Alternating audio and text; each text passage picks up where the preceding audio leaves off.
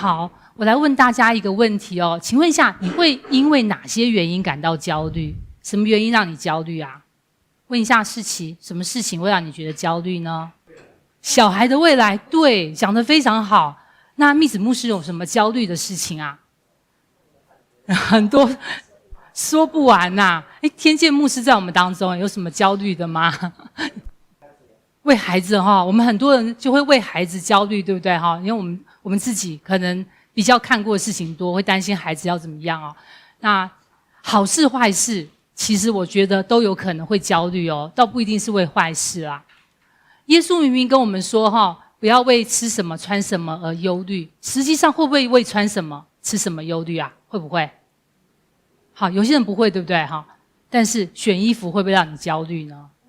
不會啊，我會講個例子哦，就最近1-2年前發生的，我收到一個結婚請帖，是我妹妹的兒子要結婚了，我妹比較早結婚啦，所以她兒子要結婚了，哇，這個收到是很高興的，但是呢，我就很煩了，因為我沒有一件洋裝穿得下，就變胖很多，穿不下，即使是去年買的我都穿不下，那我就開始很認真的就思考啦，我是不是紅包包的夠大，人不去也不要緊。好，因為找不到衣服能穿嘛，就很焦慮，然後要到處去找。哎呀，錢到就好，人不到。好，那我就發覺，好像每一件衣服，你就看人家掛到架子上就很漂亮，是你穿上去就變成很不 OK。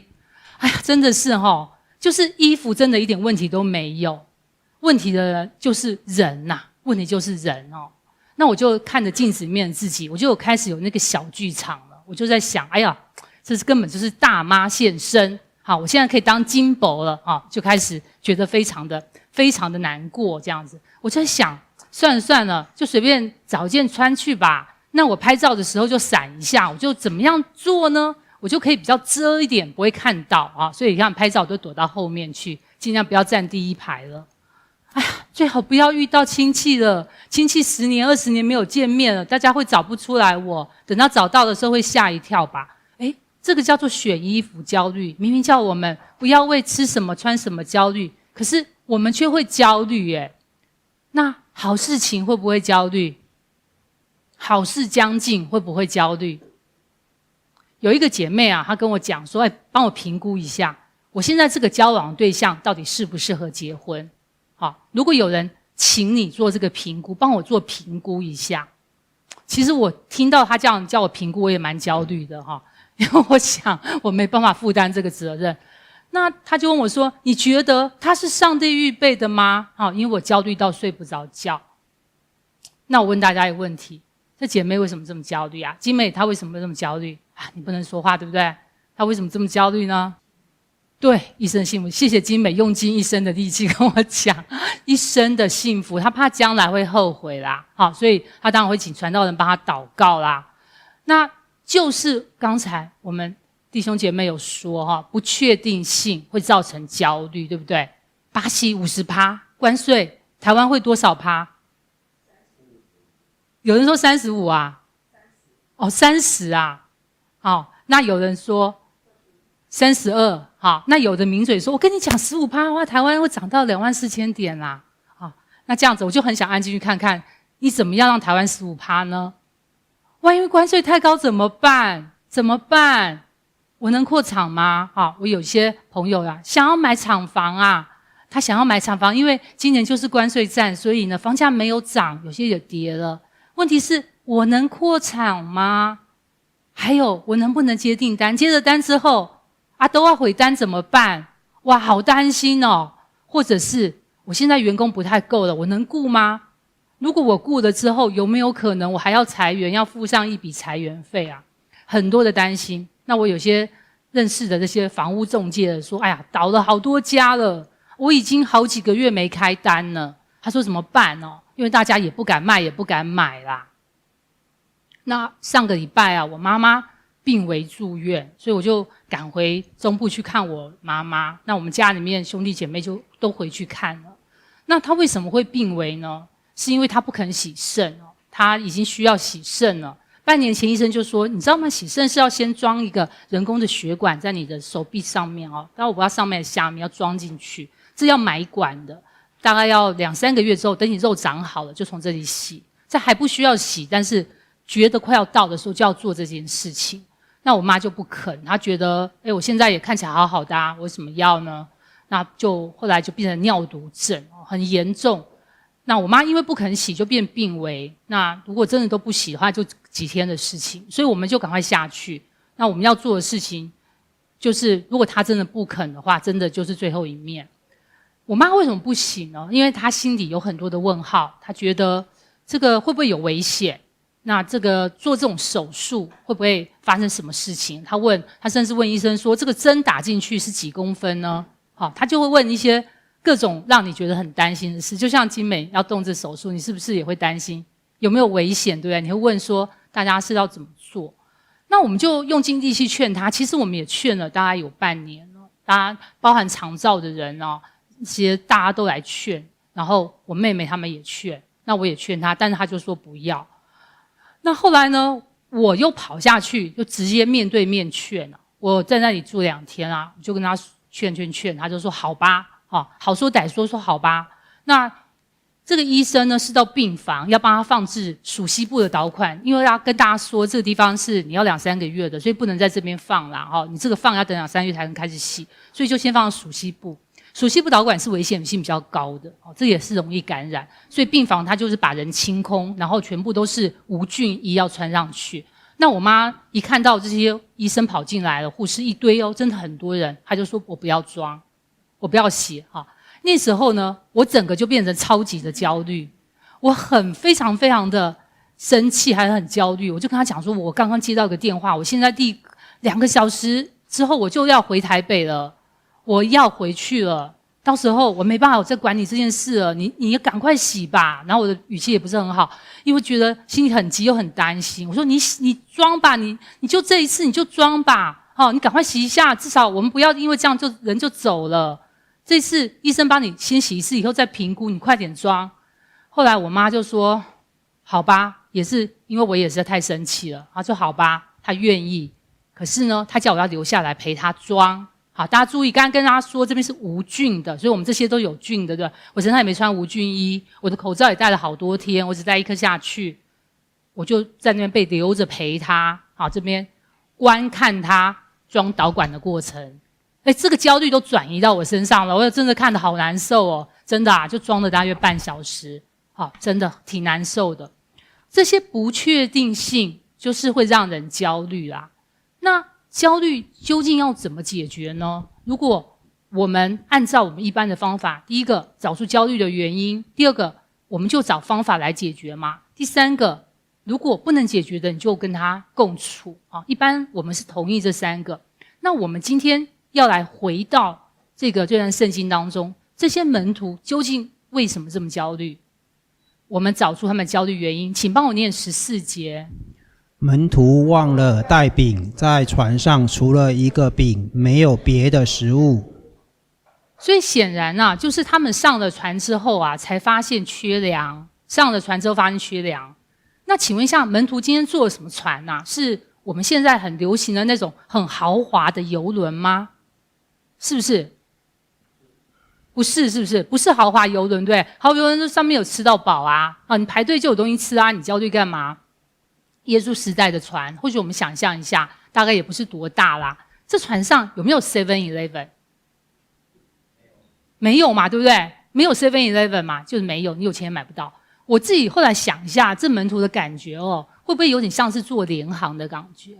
你們大家有沒有搭過聯航？有嗎？金美有啊，聯航可不可以吃東西？金美？有錢的話還是能吃啦，就是你點，對不對？那大部分人不點，所以很多時候就是不能飲食，好，所以你要忍耐。那我女兒是在新加坡工作，我們要去找她，大概也要4-5個小時啊。那坐這個飛機啊，包含你要提早啊，所以說你一整天時間是跑不掉的，因為你提早3個小時到機場。那當然你在3個小時那段時間可以吃，但是我就是很害怕不敢搭聯航的原因，就是至少5個小時我是沒東西吃的。然後我只要是大概2小時沒吃東西吃，我就會很昏，所以我一直不敢搭聯航。那這些門徒就是有點像搭聯航的感覺，你這邊被困住不能吃了。那當然聖偉牧師是跟我講，那你就真的要搭聯航，你就看手機啊，你就可以分散注意力嘛。手機真的很厲害，它可以幫你分散注意力。你在等4-5個小時，我還是覺得長了一點。那這些門徒能不能這樣？可不可以坐到船上？我叫那個 ChatGPT 幫我做一個這個圖出來啦，可不可以？拿手機在那邊滑，叫 Uber 吧，叫 Uber Eats，太棒了，可以嗎？不行。那可不可以玩手機打發時間？玩好玩的這些遊戲就忘記了，可以嗎？顯然不行啊，他們很無聊，只能坐到船上，只能說好餓哦，所以他們的想法就只有好餓。哎呀，我要忍耐好幾個小時啊！哎呀，看起來啊，他的焦慮好像也是合理的，因为他不知道怎麼打發時間。那我們就想，真的會有人餓肚子還會很開心的嗎？這個大概只有禁食禱告的時候，你有能夠分散注意力啊，要不然你怎麼辦呢？有一次我去爬一個山，它是比較危險一點，它是要拉繩的。可是我那一次，我也不知道為什麼，我就忘記帶乾糧了。哇，真的又要攻頂，又沒有帶乾糧，我餓得要死。我從頭到尾只有一個想法，我想揍人。我就覺得是誰帶我來爬的，太討厭了，好氣哦，對不對？好氣。就是太餓了，因為這是基本需要嘛。那耶穌怎麼解決我們遇到焦慮這件事情啊？那門徒太餓了，耶穌怎麼解決？是直接變麵包出來嗎？這次他是直接變麵包嗎？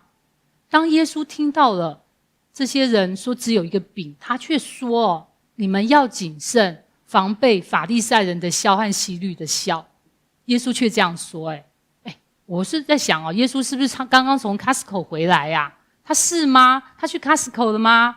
他說brother 不要買某某品牌的麵包啊，你要這個麵包不好啊。難道現在有食安風暴啊？是不是這種麵包啊是加了不好的東西，那個是有效的啊，不是那種益生菌啊，吃了會出事。難道耶穌未卜先知了嗎？但是我們現在要注意啊，門徒現在是餓肚子啊，食物不夠啊。耶穌講笑幹嘛？耶穌啊，你是不是雞同鴨講？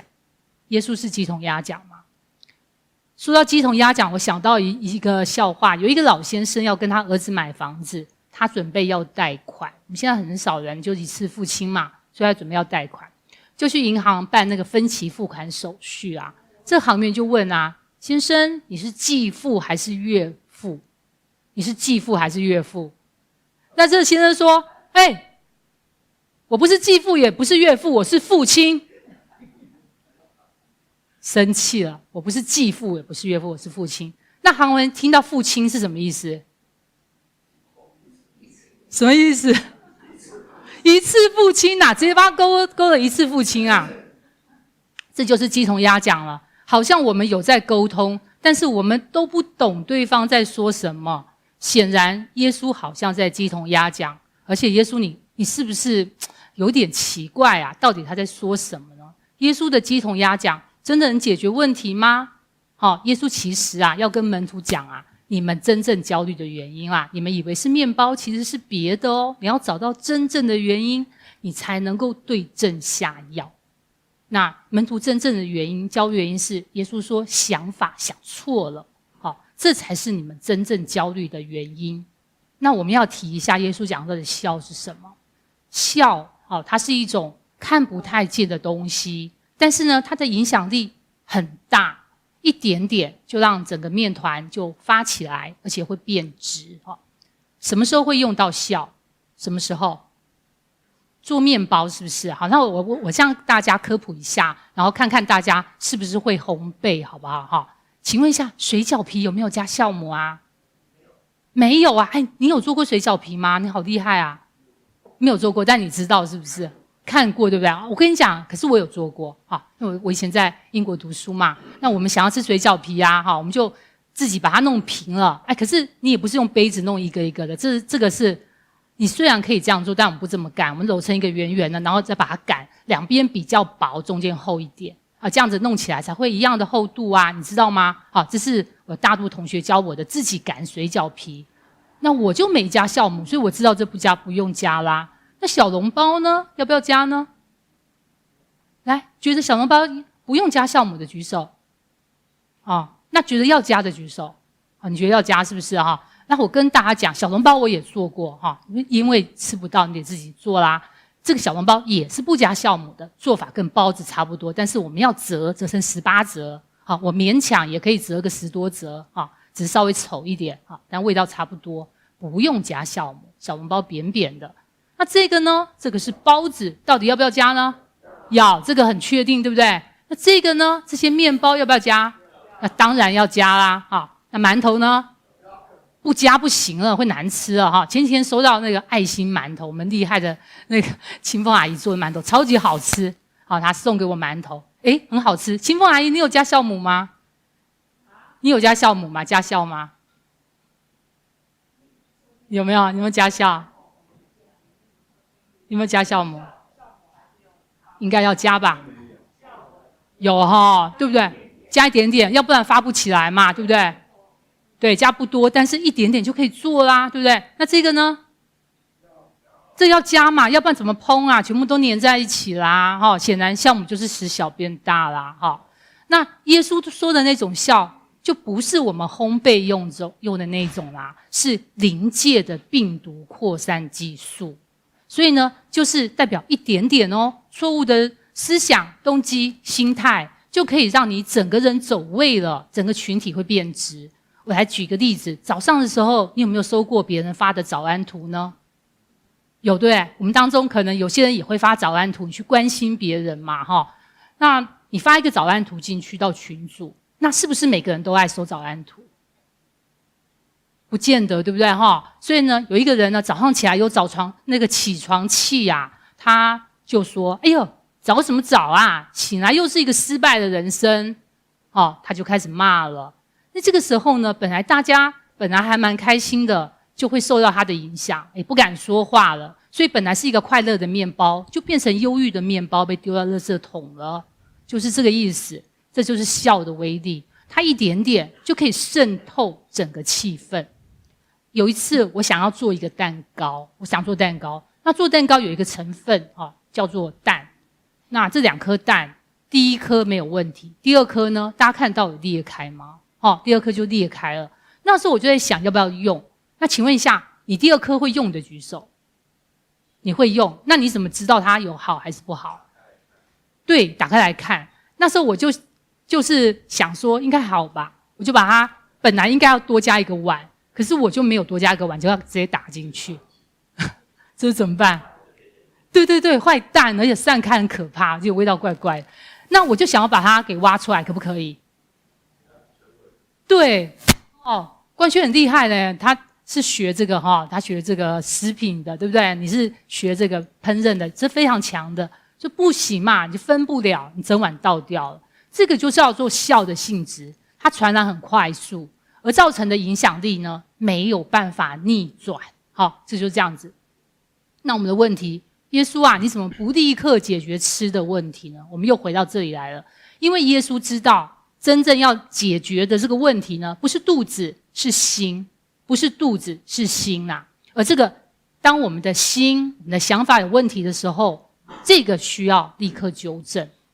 那什麼是耶穌心中的優先順序呢？顯然，心比身體重要。那或許我們也想想看，什麼是你心中的優先順序？我來問大家一個問題哦，來，我們大家來投票一下。兒子下個月要結婚，結果發現他的未婚妻劈腿，你會怎麼樣？這個大家都不喜歡這種的，但是呢，這事實上就是有發生過。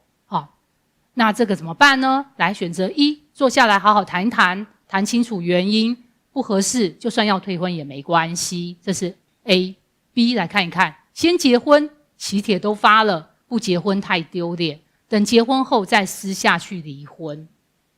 好，你覺得想要選 A 的舉手。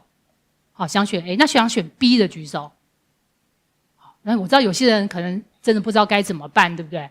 但是呢，選 A 的人是代表幸福重要啦，幸福比面子重要，這就是我說的價值觀。好，我們每天都在面對。那選 B 的呢，面子比較重要。就曾經有過這樣的一對夫妻啊，那他的父母就叫他們先結婚。好，這女孩子外遇了。那他說我的政商關係很多啦，不能丟臉啊！要離婚，你們先結完婚再離，這喜帖都發了，很丟臉。然後我這時候定了，我都已經定好了，我不能丟這個臉啊！這個父母親覺得面子重要。那我再問大家第二個問題哦，你的小孩明天就要期末考了，念高中的小孩，但是他突然說，我想轉學呢，我今天不要念書了，你會怎麼樣？那我們同樣來表決一下 ：A， 坐下來好好談一談，理解他內心的掙扎跟情緒，陪他面對。好，這是 A。B， 你先念書好不好？你要轉去哪裡啊？轉到天堂嗎？考完我們再轉好不好？好，請問一下，你會選 A 的舉手，坐下來跟他談。好，有3個，那4個。好 ，B 的話就叫他先去念書，改天再來談。舉手，選 B 的。好，其他人還在想，對不對？讓他鬧嗎？那選 A 的人呢？你覺得心理健康比較重要？我們先解決心理健康的問題。好，讀書明天考不好算了。B 的話呢，你是一個很實際的人，因為明天就要考試了，這個急，對不對？所以我們家就曾經發生過這樣的事情，我的孩子就崩潰了。他說我沒辦法再念下去，我壓力太大了。他說我念不下去，那想要轉學。我說明天要考試呢，我叫他說你先念書吧，等考完再說，你要有成績才轉啊，不然怎麼轉？那這孩子說不行哦，我现在就是沒有辦法讀。我孩子念高中的時候，那他的爸爸游牧就是說，那我跟他談一談好了。他們就談。他在談的時候，我其實也蠻焦慮的，很希望他5分鐘就談完。可是你知道，會說到轉學，那就壓力是多大呀？所以呢，一整個晚上都在談，然後陪他為他禱告。就那一晚把他心穩下來了，書是沒念了，但是風暴停了。所以第二天呢，我就問我的先生說：“你為什麼不考完再談啊？我們自己在教問題處理的，要先處理重要的問題啊。”好，在我心裡顯然考試重要了，但是呢，聖文牧師說，負面情緒像酵一樣，你處理的話，它會慢慢發酵哦，會影響一個人的思考方式、判斷力，甚至呢，選擇都會變形。有一些人可能會選擇到很錯誤的事情哦。那這些酵一點點就可以讓你的信仰就好像繞進迷宮，找不到出口了。大家有沒有去迷宮走過？有嗎？我在歐洲念書的時候，我常常會去那個皇宮參觀，因為這個跟中國的宮殿是很不一樣，他們有很多這個迷宮啊。那這個迷宮呢，每次我就看它也沒多大，就覺得這相當的簡單吧。但是怎麼搞的我就走不出來呢？而且呢，這個路好像我很熟啊，剛才有走過，可是我離出口卻是越來越遠。就是這樣子，在走的時候，我就覺得這條路絕對是對的，結果死路死路，這條路放心吧，我頭腦這麼好，絕对可以走出去的。又是死路，我明明剛剛走過的，怎麼又走回來了？這個就是迷宮的可怕之處哦，不是它多複雜，而是你自己以為你一直走在对的路上面，所以呢，耶穌的意思就是說，你要謹慎，你不要讓這個錯誤的思想發酵，讓你以為你自己是對的，然後你最後呢無法自拔了。耶穌的意思就是這樣。那耶穌提到的一個叫法利賽人酵，一個叫希律的酵。我們來看看法利賽人的酵是什麼東西。他的酵是律法主義。那法利賽人呢，他們是當時宗教領袖啊，穿着氣派，然後進會堂讓人敬佩，禱告呢聲音很洪亮，氣勢十足。然後如果今天我們有法利賽人加入詩班的話，我相信他一定會非常認真練習的。所以呢，他的唱的詩歌，如果我們放在 YouTube 的話，可能就會衝上那個敬拜 No.1， 然後好幾萬人會去聽啊。那天使都會說，唱得比我們還準啊，真是太棒了。可是法利賽人有一個問題哦，他表面是榮耀上帝，其實是歸榮耀給自己。因為人的掌聲，他最喜歡這個。我們來念一下馬太福音23章5節。他們一切所做的事，都是要叫人看見，所以將佩戴的經文做寬了，衣裳的穗子做長了。所做的要叫人看見，所以呢，現在的一個法利賽人，如果說他要捐錢或是幫助街友，他一定會拍照，然後呢可能會打一篇很長的文字，然後他要上傳。那事實上呢，他的目的就是博取稱讚或是打造形象。他說我好棒哦，他的目的是這樣子。所以他查經的時候呢，也不是查自己，而是查別人。所以經文就變成武器了，要去攻擊、指責別人，可是沒有留下一節經文是讓自己能夠悔改。那我們小時候我記得國小吧，我很怕糾察隊我不知道現在你的孩子會不會很怕糾察隊，因為糾察隊會給你記起來。我害怕我的名字被記起來，比如說我們書包忘記帶了，或是今天我衣服穿錯了或者襪子要穿白色，以前小時候都穿白色的，那穿錯了我就會覺得害怕，這就是怕糾察隊。那現在有沒有一些人讓你有這種糾察隊的感覺？你看到他，你會想閃，會嗎？會有這樣的人嗎？會讓你覺得很害怕嗎？有一個姐妹跟我分享，他們教會裡面有一個姐妹然後有些人看到她都感覺到很有壓力。我就問她說，為什麼會有壓力呢？我說我們都想坐離她遠一點，因為她會發現今天有人沒抄筆記，她說我等一下要踏個牧師，跟牧師說她沒有抄筆記，他在做自己的事。那或者是呢，哎呀，剛剛誰打瞌睡了？我要給他趕快拍照，我這樣趕快拿相機在拍照。他不是在拍上面的經文，他拍誰睡着了。他說跟小組長講，要告誡他。他說要不然就是有一個人沒參加小組我要去跟長老報告。所以如果我們是這樣的話，可能就會成為一個大家看我們就要避的人因為法利賽人喜歡去定罪別人，把人貼標籤。那他外表很屬靈可是他卻沒有憐憫和接納這樣子。有一個姐妹跟我說她有好幾個月她的情緒是非常的低潮。那時候我就問她說，為何你這麼低潮啊？她說因為她的親人過世，她至親過世，所以她很感傷，她是走不出來的。那這個姐妹就在小組中分享自己的一些情況，她就是講她的事情那有人就說哎呦，你基督徒基督徒就不應該這樣啦，然後人家悲傷這麼久的。然後有的人呢，甚至說你沒見證。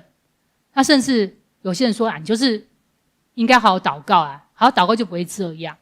所以後來這個姐妹說，我也不是參加那個小組1-2天了，我參加小組已經好多年了。這些人認識我就是好多年的時間他們沒有同理心，每句話都定罪我。後來這姐妹就不再去參加小組了。她說我現在需要吃憂鬱症的藥了。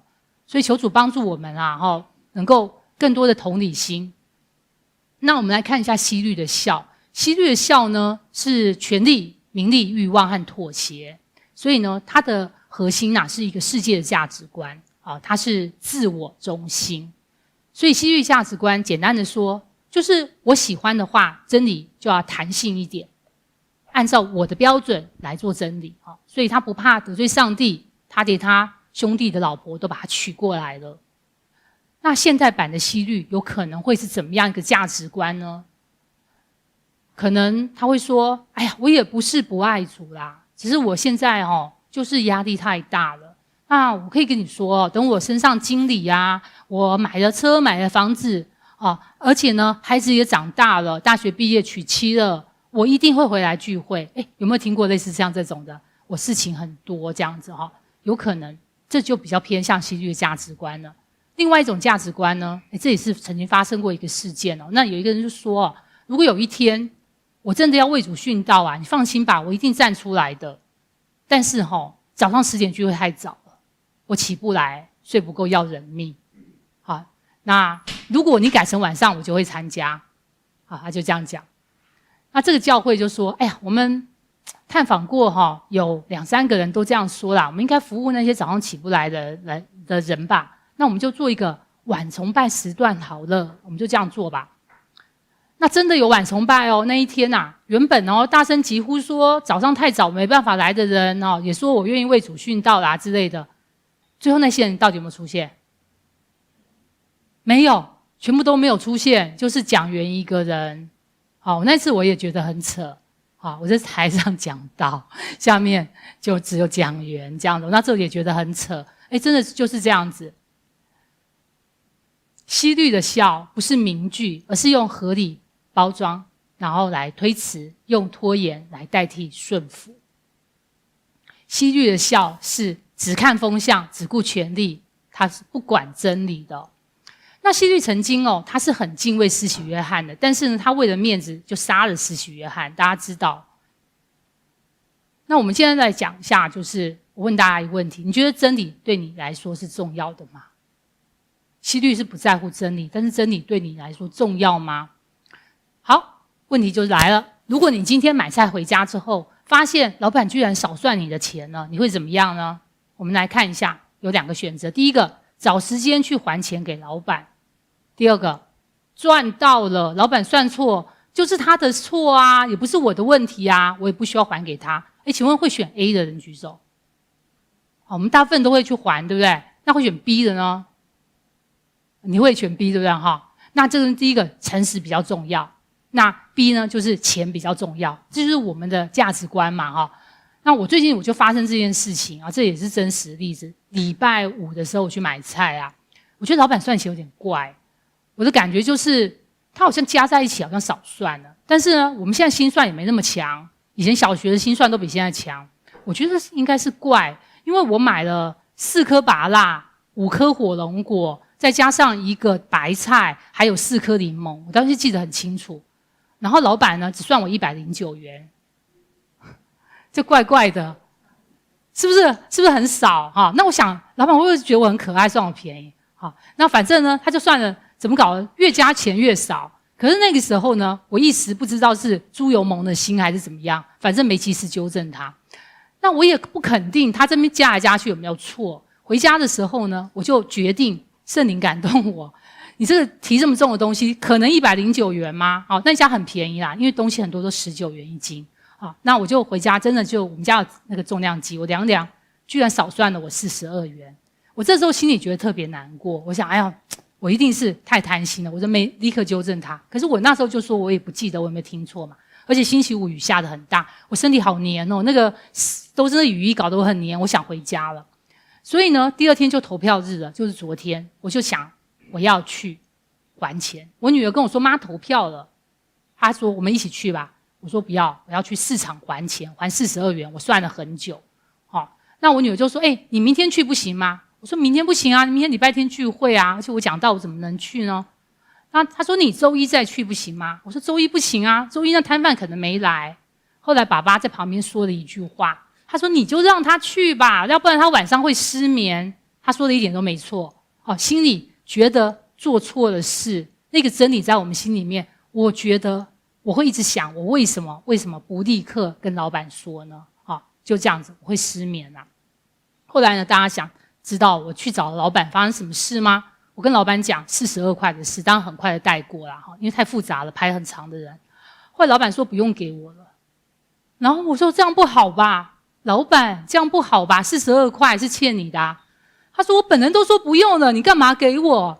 我就想老闆好奇怪哦。老闆說錢生不帶來，死不帶去。那旁邊的歐巴桑也在旁邊說，對呀，生不帶來，死不帶去啊。歐巴桑也在旁邊說，我想說你們這兩個人演雙簧嗎？我跟老闆說謝謝啦哈。聖經上有沒有這句話，生不帶來，死不帶去？沒有。我發現老闆對錢的態度跟人一般不太一樣但是生不帶來，死不帶去，還真的是聖經的觀念好，請大家幫我念一下提摩太前書6章6到8節。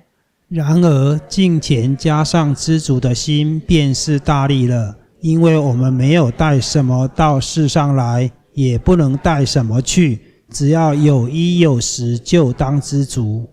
我們沒有帶什麼到世上來，也不能帶什麼到什麼去，是不是類似生不帶來，死不帶去嘛？所以我說老闆你真聰明啊，你居然知道聖經的這種真理啊！耶穌叫我們要防備這些心靈上的笑，事實上就是要我們除掉那些錯誤的觀念啦。只看風向，誰說的對我就跟着他了。我懷疑上帝的能力，而且我不相信他的供應，所以要想要為自己多掙一點錢。那這些呢是心靈的笑要除掉的。那門徒焦慮第二個原因呢，耶穌要說的是，門徒啊，你們的記性不太好。那大家會覺得自己記性變差了嗎？會嗎？有嗎？金美也是，是不是那我有一次就是外接鍵盤不見了，我有一台平板是要接外接鍵盤的，那天突然覺得想要用來改平板的資料找不到，我跟聖文牧師說，你有沒有動我的平板啊？甚至懷疑我女兒是不是拿去用，因為我們一樣的平板。那聖文牧師問我說，你上次什麼時候用？說想不起來了，我怎麼想都想不起來了。我就為了這件事，我把全家的都打掃了一遍，因為家裡挺亂的。後來就發現在某個抽屜裡面，找了5個小時才找到。哎呀，真的是太糟糕了，就是記性不好啊。那另外一個呢，也是這個禮拜發生的事。聖文牧師跟我說，今天5點哦，我要吃飯，然後晚上要帶禱告會，5點吃飯，他就跟我講，我說好哦，結果我4點就煮好了，好，然後他就說，你不是跟你講5點吃飯嗎？你怎麼4點煮好？4點太早了啦。我說我以為你5點走，就忘記了，到底5點是走還是5點吃飯，就忘記了，就趕快煮一下。好，我們有時候就是會忘記。那日本呢，有一個熱門名詞叫做智慧型手機失智症。好，我想請問大家有沒有聽過這句話？大家有聽過智慧型手機失智症這句話嗎？它是什麼意思呢？謝謝你。就是我們每天一直滑手機，你接受那種海量的資訊轟炸，結果呢，你會忘記很多東西。你忘記了你剛剛吃了什麼，昨天吃了什麼，你剛剛說了什麼，然後你會反應遲鈍，情緒焦慮。這個就是我覺得跟門徒的那個靈性短暫失憶症有點像。因為門徒他缺餅嘛，就焦躁，後來呢被耶穌責備，對不對？那耶穌說，你們還不明白嗎？你們還不記得嗎？所以門徒不是沒餅啊，是沒記性。所以問大家一個問題，你現在是不是一直盯着你手上那個餅？你會不會在想呢？我條件太差了，我資源太差，背景差，我沒希望了。這就是盯着一個餅的人會說的話。其實我自己發現，我們很容易被眼前的困難困住。我舉一個例子，有一個人他欠了一堆錢，他身上就剩下1600。我們現在很少人會只剩1600，但是真的確，不景氣或許沒工作，他就剩下1600了。那這個1600到底能做什麼？他可不可以讓你翻身？去買一張股票行嗎？零股或許可以啦，但是1600大概買不了好股啦。你甚至1600也交不了房租，你也創不了業，沒辦法，就1600嘛。然後他也不会讓你馬上餓死，還可能讓你可以吃1個禮拜的便利店，這就叫做1600。那你去銀行辦事，這個人啊，他就看到別人去領錢的時候，一疊一疊那種刷刷刷的聲音啊，可是自己就只有口袋的1600而已。他要去跟銀行講，我的貸款交不出來了，想辦法幫我展延一下，可不可以？心裡他就開始翻騰了。哎呦，為什麼啊？這老灰呀，你有錢我沒錢啊！而且這個家伙領錢領得比我還快，他年紀這麼大還要順，這樣公平嗎？所以呢，他就忍不住衝過去就搶這個老先生的錢。當然他後來被抓了。他搶的呢不是錢，他搶的是我真的沒有希望的。他那個情緒就爆炸了，我沒希望了，他那個情緒爆炸了。那我問大家，你覺得他是壞人嗎？我覺得不一定，對不對？他不一定是壞人，他也不是想犯罪啊，他是恐慌了。他內心是在喊，我沒有錢哦，然後我活不下去了，活不下去了。所以真正最可怕的不是沒錢，是沒信心。你同意嗎？你沒有信心，你會做出很絕望的事。我們今天也會这樣子嗎？當沒信心的時候，會做出很奇怪的事哦。你身上只有剩下一點點的時候，你會不會慌呢？比如說你錢就剩下一點點，你可以姐妹跟我說，我怎麼錢都存不下來，我投資股票跌，然後李專跟我說轉債券又跌了，我選哪個跌哪個。那我自己曾經發生過一件事啊，我是理財小白。然後在 COVID-19 的時候呢，那時候股票跌得很低，大家知道，跌得蠻低的。然後我就跟圣文牧師說，我發現現在跌好多，我想要入場，我都沒入場過，讓我入場一下。他就跟我講，你不要亂買啦，聽我建議，要聽指揮哦。我有沒有聽他建議？沒有。我說也不必啦，很便宜，我自己練手就好了。真的都已經那麼低了，我就自己練手。結果我買什麼跌什麼。而且每天都在跌，這個時候我就發現我套牢了，我太早進場了。我就應該聽他的。我說怎麼辦呢？他跟我說，跌停你就加碼嘛，你攤平啊。可是我加碼又跌停了，我聽你的話加碼又跌停了，你根本不準。我就開始慌啊，懷疑啊，亂衝啊。他就跟我說，你再攤平啊，你再攤平啊。我給你一個公式，你聽我指揮，沒有關係。好，你這個情緒素質要好，大家比的你知道嗎？投資比的就是那個情緒管理。好，自己教情緒管理，把情緒重整一下。好，那我就說算了，我手機丟掉比較好，我不要再看了，我手機丟了吧。好，就是我失去信心了啦。那後來他就跟我說，算了，你這個素質，心理素質不太好，不要再看盤了，你出去走走吧。那出去走的時候呢，還是帶着手機啊，拿出來看，忍不住看，哎呀，怎麼又跌停了？越賠越多。這時候看完跌停之後，本來很順的山路，結果我嚇到跌倒，因為太害怕了嘛，就想說怎麼你就腿軟了，這叫做失去信心。所以最可怕的不是你沒有錢哦，沒有時間，沒有人挺，而是什麼？信心破產了，你失去信心了。所以我們今天有講一個重點，就是你怎麼樣讓信心不破產，這也是耶穌要教我們的。第一個，我們要回向上帝的信實供應。好，請大家來念。我撥開那5個餅，分給5000人，你們收拾的零碎裝滿了多少籃子呢？他們說12個。又撥開那7個餅，分給4000人，你們收拾的零碎裝滿了多少筐子呢？他們說7個。19到20節到底要講什麼？他的問題就是剩下來多少，4個字，剩下來多少。所以呢，他的結論就是耶穌要跟我們講的，這個恩典不是勉強夠啦，還可以假抽霸啦，稍微那個什麼隨便吃一吃啊。他意思是說豐盛到超出你的想象，剩下多少。當我們陷入焦慮的時候呢，我們就要回想他過去是怎麼樣奇妙的供應，我們的信心就會被喚醒，因為我們的信心只是沉睡，只是忘記了。你要想想剩下多少。請念詩篇37篇25節。我從前年幼，現在年老，卻未見過義人被棄，也未見過他的後裔討飯。這個也是回想以前的事情，上帝絕對不會丟下我的。我在英國念書的時候，英國天氣在北部是非常的寒冷的，幾乎都是冬天，即使夏天的時候也大概22度、23度這樣子，蠻冷的。那就是這麼冷，然後你出門的時候還要把雪鏟一鏟才能出去，所以我們基本上就是不出門。大家都是在做室內，你在運動，你在室內，不喜歡出去，太冷了，衣服也曬不乾，衣服去外面曬就會結上一層霜。就是下雪或者雪在上面，反正不會乾啊。那後來呢，施文牧師拿到博士學位之後，他就拿到了一個 offer， 是在那個法國的尼斯蔚藍海岸這個地方做博士後研究。那去這邊的話，我覺得我很高興，因為這裡的天氣比英國好太多，就是光是天氣這一點，全世界都去度假的地方，我們非常喜歡這裡。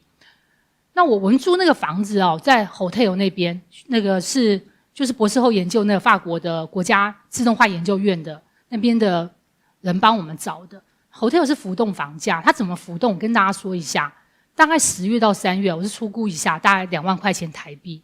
那4月的話，它就會漲到大概8萬塊。那可能6月就10萬，7、8月最貴，15到20萬。好，可能就是類似這樣漲幅啊。所以呢，這就很高了。所以如果是你，大概幾月的時候會搬出去？4月就會出去了，因為4月的時候就會變4倍了，我就覺得太貴，所以呢，我們大概3月多就開始找房子，因為我們覺得很害怕，因為太早找你搬出去的話，也可能房租也不會比2萬塊便宜嘛。那這個房子其實很大，它有2房1廳加廚房，它是一個 hotel， 但是真的就是蠻好的，2房1廳加廚房又很舒服。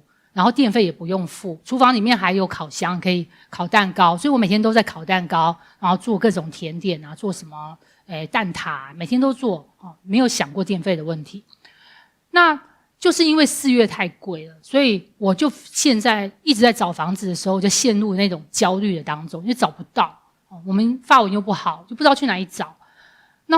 我們後來就想，那不要做旅館系統，去住那個市中心的房子也可以嘛，電費自己付就算了。